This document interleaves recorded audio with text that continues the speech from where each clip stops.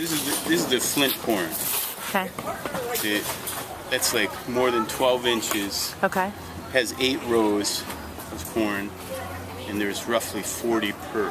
Okay. So that's 400, right? Or back then in those days, how would you decide what kind of seeds to plant? Each one of these is a seed and would grow a new plant. From the knowledge we have, it was the women that decided. They'd save these seeds, pluck them off by hand, and everybody had their own criteria as to which they would plant for the next year. And it took years and years and years and years to develop that. So it came from like South America all the way up to the Iroquois, which were in New York and Connecticut, Massachusetts, and Rhode Island. So this is what we ended up with. From the Indians gave this corn to the settlers when they first got here. You know that famous story about Thanksgiving. So this corn slowly made it into our agriculture, and then as things sped up, they invented machines to make it faster and faster. So no more plucking each one off by your thumb or hitting it with a stick. They came up with machines like this, and this is called a corn shell. So if you could take a quick look down inside this thing.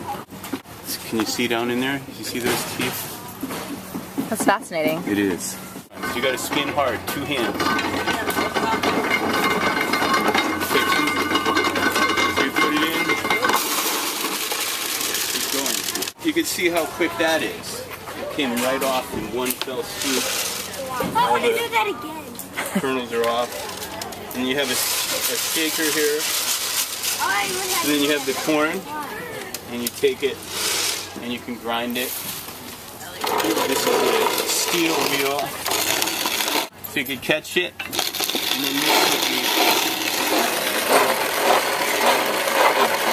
be the ground corn that's used for Johnny cakes and ground meal.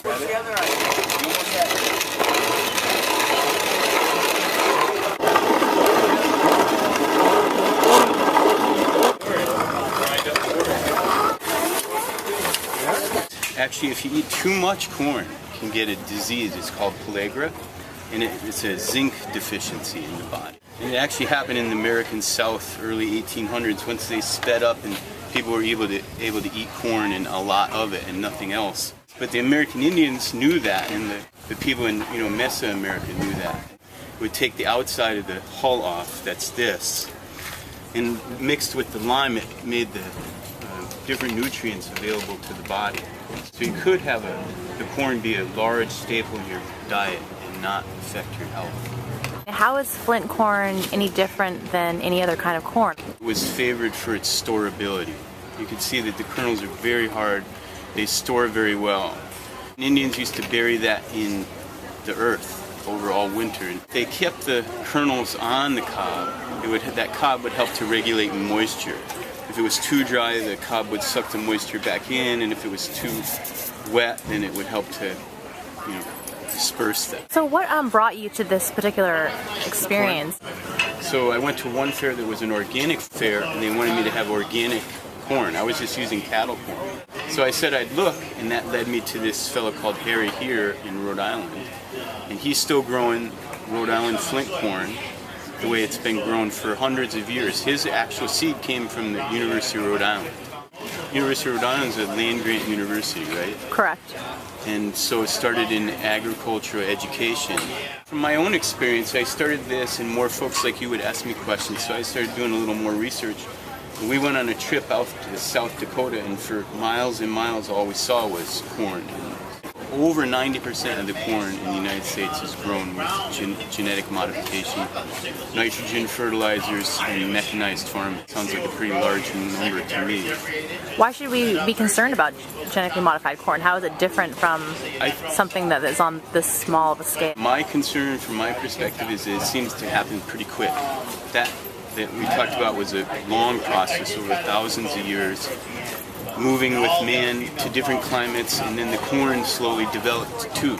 That took years and years, and so man and nature were kind of evolving together to take a gene from a jellyfish and put it into a corn so that you might see it have some phosphorescence. Seems to be an extreme step that's only happened in the last 20 years or less. So I think we'll have to see what happens. Great. Great. Thank you so much for your conversation today. I really enjoyed it. Okay, thank you. Enjoy organic, fresh vegetables and foods. Or as our grandparents used to call it, food. Very good, well.